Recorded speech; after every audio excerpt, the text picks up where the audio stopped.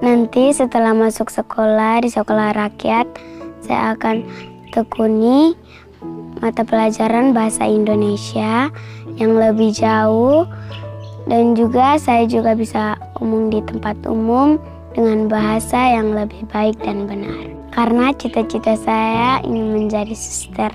Misi saya sebagai kepala sekolah, saya ingin menjadi pemimpin yang menjembatani mimpi anak-anak NTT, khususnya anak-anak Kabupaten Kupang, lewat pendidikan yang berkualitas yang disediakan oleh pemerintah secara gratis, baik operasional maupun personal. Maka ini harus ada upaya khusus dengan pendekatan khusus. Maka Presiden memilih jalan yang terpuji dan teruji untuk mengentaskan kemiskinan itu melalui pendidikan.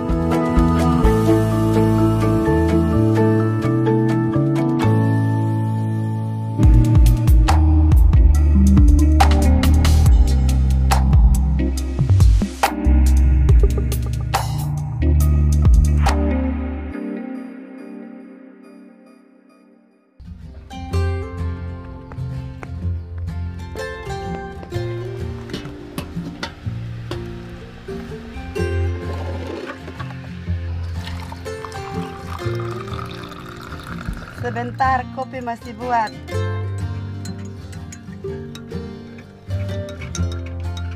Perkenalkan, nama saya Paulus Mansula, istri saya nama Leli Paut, anak saya 4.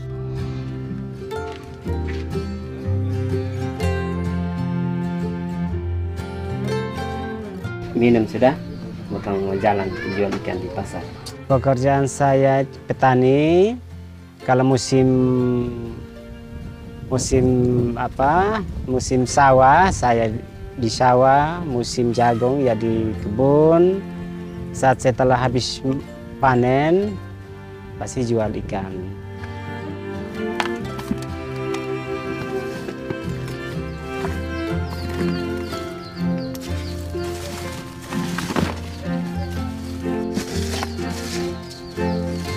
Yang sekolah di sekolah rakyat itu anak kedua, namanya itu Kristo Mansula. Ya, yang saya harapkan dari Kristo itu dia bisa sukses, dia bisa mandiri sendiri, bisa sukses, bisa membanggakan orang tua.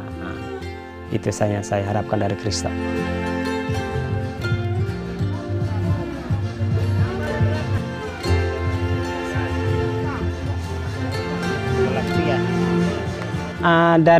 Dari sekolahnya Kristo itu yang daftar itu ada 5 siswa, tapi yang lolos itu cuma Kristo.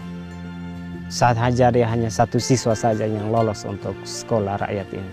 Saya bangga karena sekolahnya di dalam satu kompleks, asramanya juga tidak jauh dari sekolah, tidak butuh biaya harus naik oto turun oto. Jadi kan bangun pagi langsung mandi siap diri untuk pergi ke sekolah. Daripada sekolahnya di luar mesti naik kendaraan turun sini naik sana itu agak repot juga. Iya, waktu dengan adanya ini karena dari tim itu sudah jelaskan bahwa sekolahnya ini sekolah gratis, semua fasilitasnya itu dibantu oleh pemerintah. Jadi dia bilang sudah untuk sekolahnya di sana sudah supaya bisa membantu meringankan beban orang tua.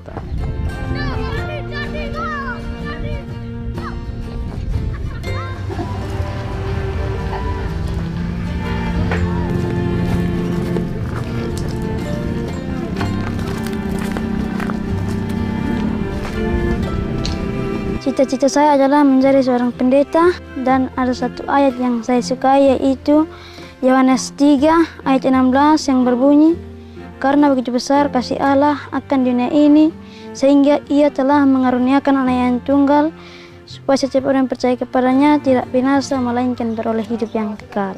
Saya berharap setelah saya masuk ke sekolah rakyat, saya bisa menjadi orang yang sukses dan membanggakan orang tua dan membahagiakan mereka. Amin.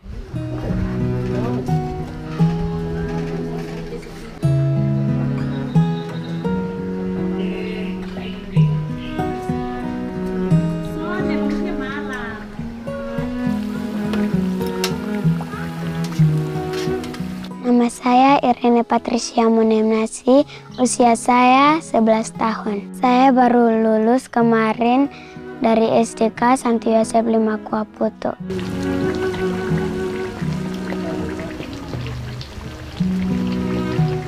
Kalau saya biasa bantu mama itu ulik lombok, terus jaga anjing supaya jangan makan gorengan, bantu mama buat adonan.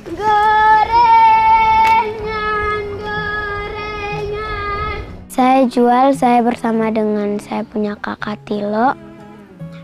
Kami berkeliling di kampung. Nanti setelah masuk sekolah di sekolah rakyat, saya akan tekuni mata pelajaran bahasa Indonesia yang lebih jauh.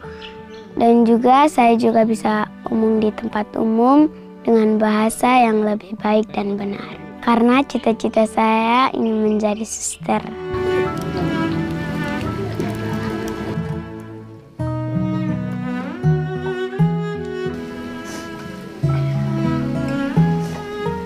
Dia sudah pulang kampung, orang TTU.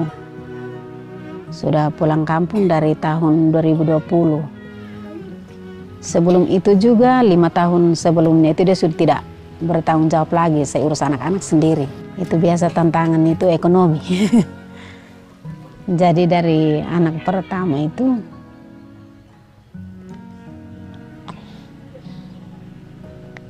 kan sendiri, jadi biaya agak kesulitan. Dari yang paling besar itu terbantu dengan beasiswa. Hanya keluarnya kan 1 tahun sekali, jadi selain dari situ saya yang harus membiayai anak-anak. Saya yang mencari nafkah. Tiap hari itu pekerjaan saya itu tenun, di samping tenun ada usaha sampingan yaitu jual gorengan.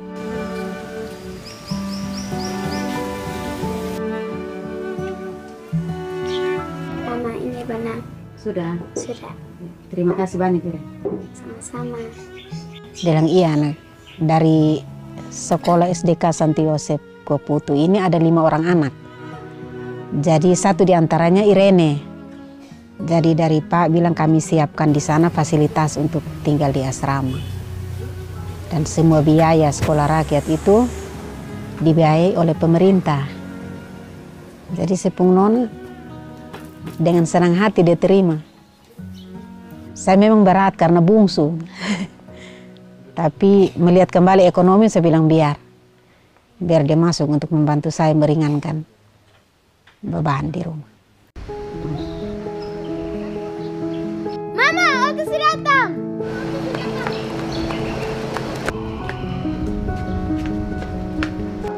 Mama, Oto sudah datang. Sudah datang? Iya. Sebelum Irene berangkat, saya titip pesan. Bilang pi sekolah baik-baik, belajar. Dan kalau ada teman-teman yang ganggu, jangan marah, harus rendah hati. Dan jangan lupa ada 1 yang paling utama itu berdoa.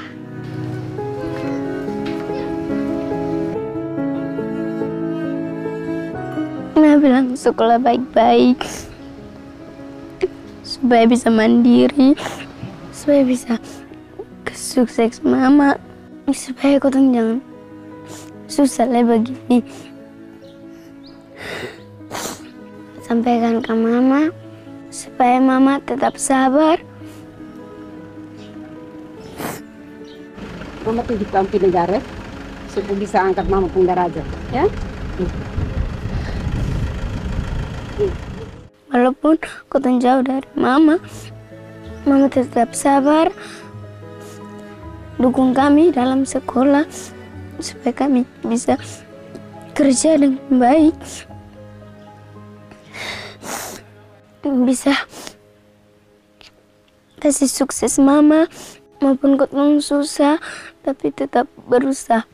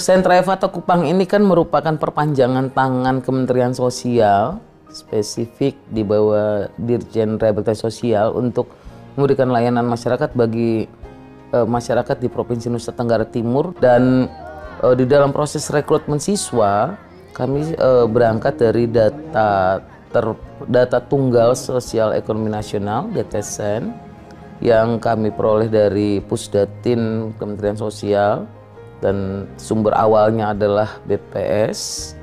Lalu data itu kami coba lakukan pemilahan, pengecekan dulu melalui sistem, dan data yang kami terima itu sebetulnya 10.000 anak atau keluarga yang berada pada desil 1, yaitu kategori miskin ekstrim, dan desil 2 miskin.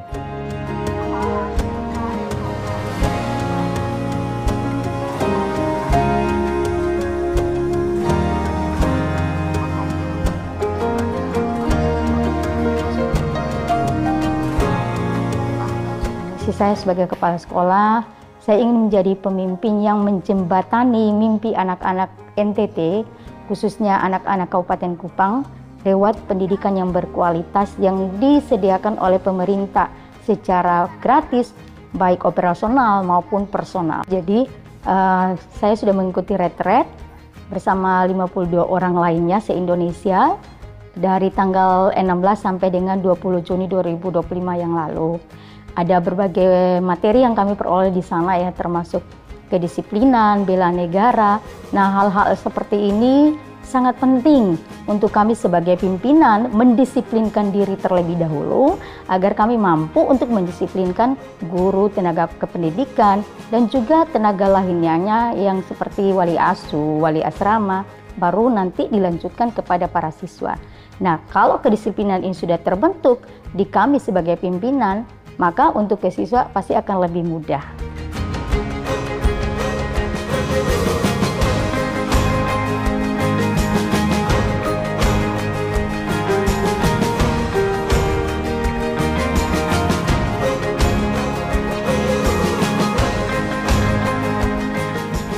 Jadi kalau untuk Putri sendiri ada 5 gedung, ada 5 asrama untuk mereka yang 45 yang nanti juga dihuni oleh para wali asuh. Kemudian untuk putra ada 2 gedung yang isinya 30 sama 20. Dan di dalam asrama putra ini, asrama putra dan putri, ada ruang-ruang untuk wali-wali asuh. Jadi para siswa tidak dilepas sendiri, tetap di dalam pengontrolan para wali asuh. Di atas wali asuh ada juga wali asrama. Ada 2 wali asrama, 1 untuk putra, 1 untuk putri. Sedangkan untuk putri sendiri, karena mereka 45, maka wali asramanya ada 5. Kalau untuk putra, wali asramanya ada 6 untuk 55 siswa. Anak-anak, ayo ambil selendang di kamar kita.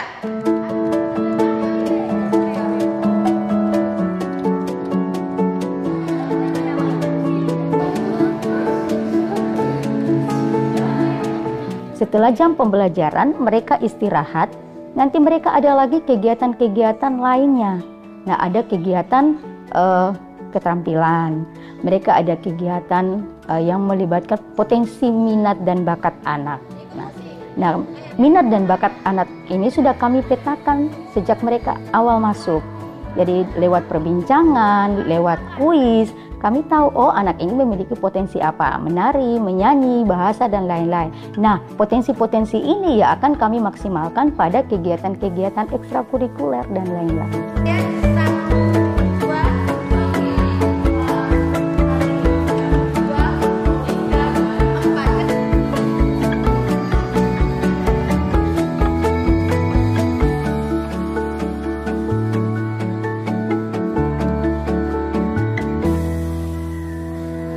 Harapan kami, setelah mereka keluar dari sekolah rakyat ini, mereka menjadi pribadi yang berkarakter.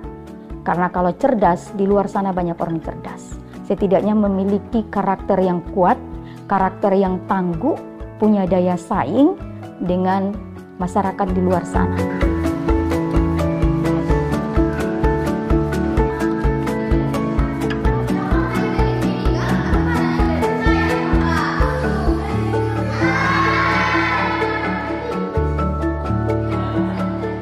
menurut saya di sekolah rakyat ini saya terpanggil, Ibu, dan saya sudah memilih untuk menjadi seorang guru, dan menjadi seorang guru berarti siap mengabdi. Ketika saya mendapatkan informasi bahwa ada sekolah rakyat, yaitu sekolah yang diberikan untuk anak-anak yang kurang mampu untuk mengakses pendidikan, saya sangat bersemangat. Jadi dimanapun penempatannya, dimanapun tempatnya untuk saya mengabdi, saya siap mengabdi. Untuk metode pembelajarannya nanti, Bu, saya mungkin akan menggunakan metode problem based learning dan project based learning. Jadi saya lebih bagaimana peserta didik lebih terlibat aktif dan langsung mempraktekkan apa yang mereka dapatkan. Begitu mereka mendapatkan teorinya, bisa langsung dipraktekkan. Dan saya usahakan agar siswa itu lebih aktif mencari tahu dan lebih aktif untuk membangun konsep pemahaman mereka tentang materi yang diajarkan.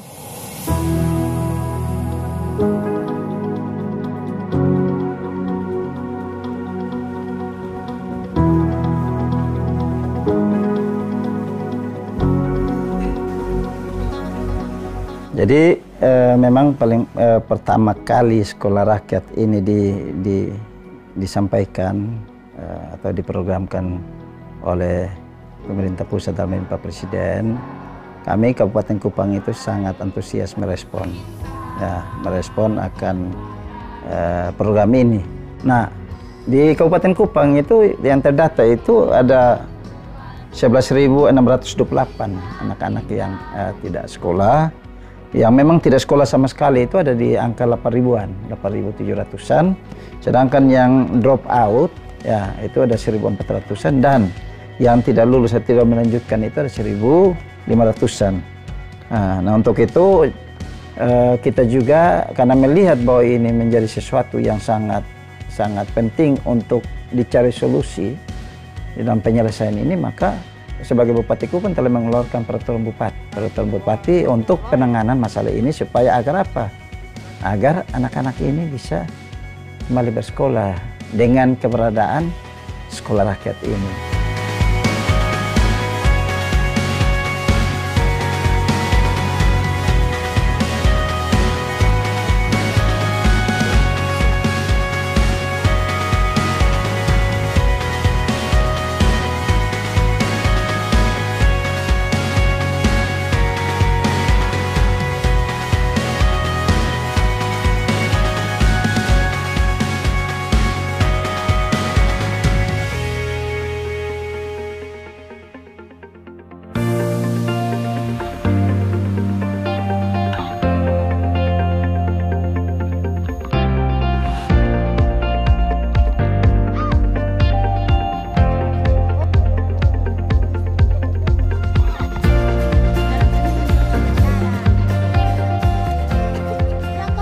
Ya, pertama ini gagasan Presiden Prabowo. Dan ini adalah program Presiden Prabowo.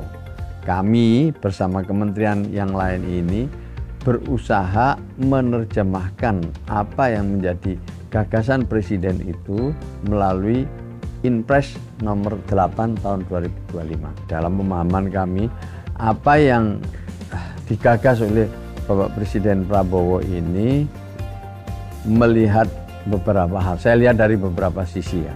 Sisi yang pertama itu saya lihat ini berusaha untuk memuliakan keluarga miskin.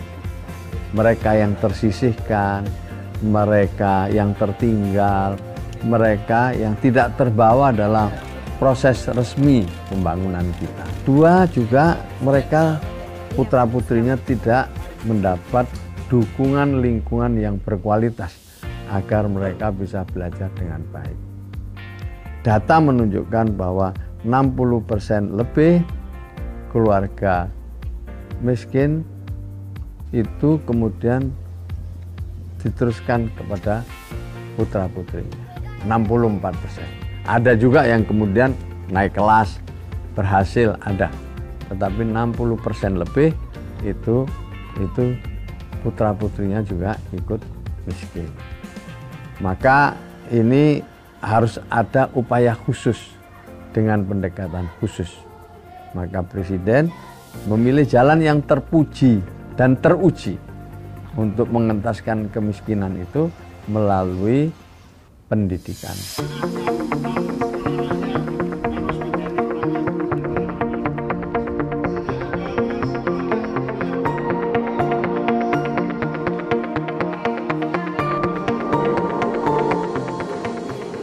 Jadi jargon yang pertama atau key point, kata kunci yang pertama tadi itu adalah memuliakan. Karena sifatnya memuliakan, maka kita ingin betul memberikan layanan melebihi dari standar minimalnya.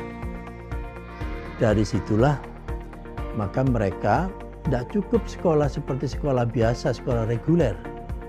Tapi mereka pun konsepnya adalah berasrama. Sehingga mereka 24 jam kita pantau, kita layani, tidak hanya urusan fisiknya, tetapi urusan karakternya pun juga demikian, urusan akademiknya pun juga demikian, urusan karir masa depannya pun juga demikian. Sehingga dengan demikian, ini bisa segera anak-anak yang dari kaum duafa ini untuk bisa lepas dari jeratan kemiskinannya itu. Dengan harapan kalau mereka sudah bisa lepas dari situ, mereka bisa memotong mata rantai kemiskinan di keluarganya.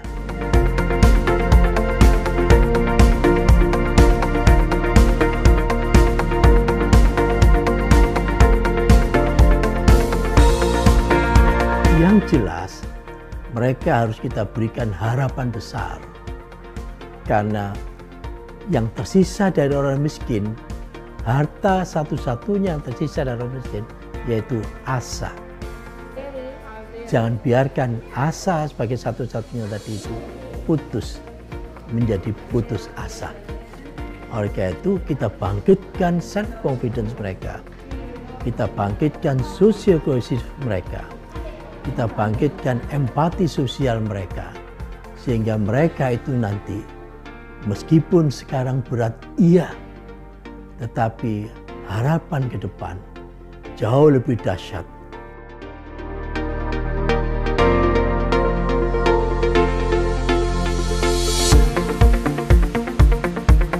Kehadiran sekolah rakyat sesungguhnya menggenapi atau malah kita bilang ini sebuah bonus policy, terutama sekali lagi bagi siswa-siswi yang tidak mampu, dari keluarga tidak mampu gitu. Kenapa kita katakan itu semacam bonus? Karena ini satu kebijakan yang betul-betul transformatif dalam konteks. Fakta sebelum sekolah rakyat, untuk memperoleh sekolah yang berkualitas, apalagi berasrama, itu mahal sekali. Gitu. Nah, kebijakan Presiden Prabowo ini sekali lagi bukan saja akan menutupi kekurangan sekolah negeri yang berkualitas itu, tetapi juga bahkan mungkin beyond of hope, beyond of quality, sehingga sekali lagi kita harapkan anak-anak memanfaatkan momentum ini dan kita harapkan sekolah rakyat betul-betul menunjukkan kualitas yang diharapkan. Jadi misalnya fasilitas yang ada betul-betul by design untuk melahirkan hasil belajar yang baik, kurikulumnya demikian, tenaga pendidiknya demikian, termasuk key person yang paling utama adalah kepala sekolahnya. Kita harapkan kepala sekolah bisa memanage sumber daya yang ada di sekolah rakyat ini untuk menghasilkan lulusan-lulusan yang berkualitas gitu. Nah, tentu sekali lagi peran penting para siswa juga demikian. Jadi mereka harus hadir ke sekolah rakyat dengan semangat baru, dengan visi baru, dengan cita-cita baru, dengan elan belajar yang baru, bahwa ini tidak boleh disia-siakan. Ini kesempatan emas untuk tadi memutus mata rantai kemiskinan.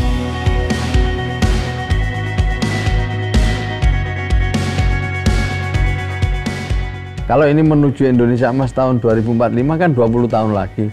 Sekarang umur mereka itu misalnya 10 tahun lah, sampai 15 tahun. Tambah 20 tahun mereka udah usia 30-40, usia produktif. Usia yang luar biasa itu. Kalau dia punya kapasitas, punya kemampuan, punya suatu tekad yang kuat, akan mereka menjadi pribadi-pribadi yang sanggup mengatasi tantangan.